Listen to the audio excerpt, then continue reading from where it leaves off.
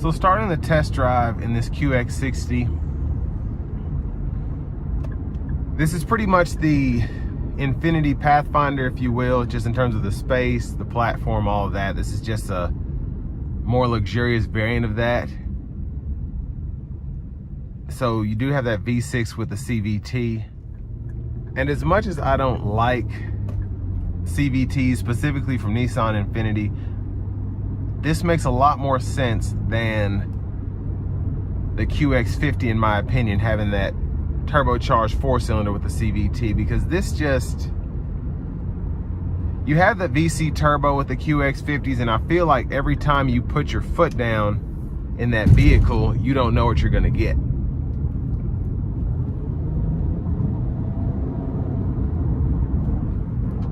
But I do like the pull that you get from the CVT, because you don't have to worry about shift points necessarily. But we're gonna see how the manual mode does.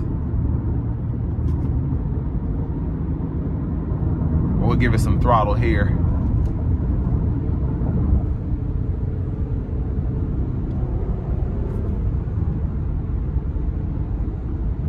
So pretty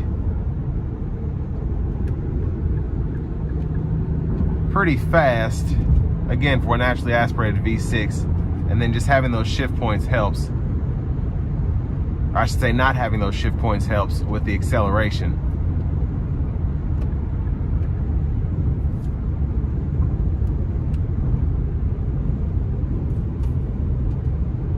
Now, ride quality coming down the interstate here is pretty decent, relatively smooth.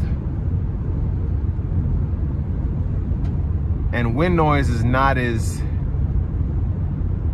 intrusive as some of the competition, I think.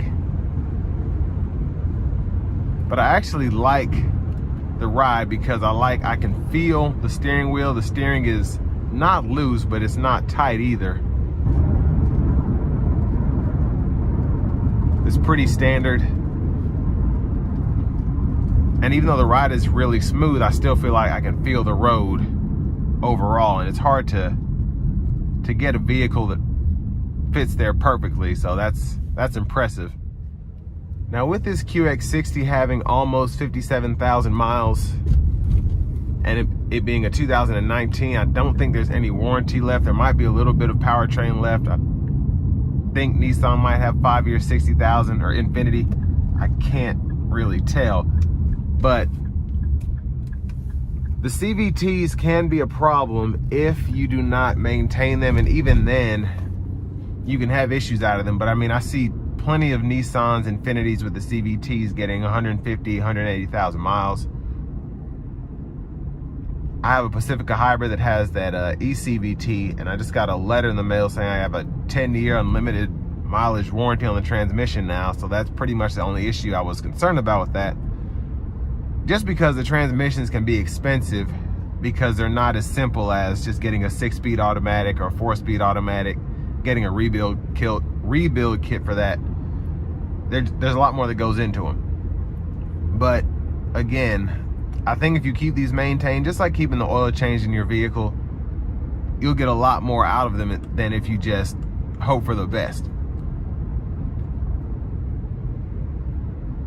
But everything else about this, I love. Again, the ride quality is good. It's solid, but still smooth. The acceleration with the CVT is pretty good. I'd say it's exceptional for the people in this segment. Now, it's not gonna be a Turbo 6 that you might get in a Mercedes AMG or something like that, but you're not paying that price for this either. And of course, the electronics, things of that nature. If you're gonna hold on to the vehicle for a long time, I certainly recommend getting an extended warranty that covers your electronics, covers your powertrain, things like that.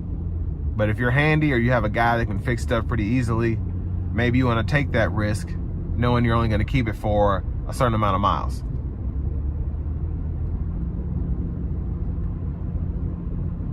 But I will say the only thing this is missing for me is probably cooled seats and adaptive cruise, but you have your regular cruise control. The AC in here, it was great. As soon as I got in the vehicle, and it's been sitting for a minute, As soon as I started up, within about 10 seconds, the air was blowing cold.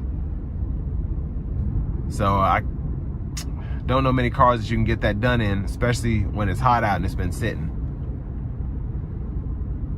But if you're in the market for something like this, it's a pretty solid option, especially if you're in that Pathfinder, maybe Traverse, Ford Explorer market. So this will bring me to the end of my review of the 2019 Infiniti QX60.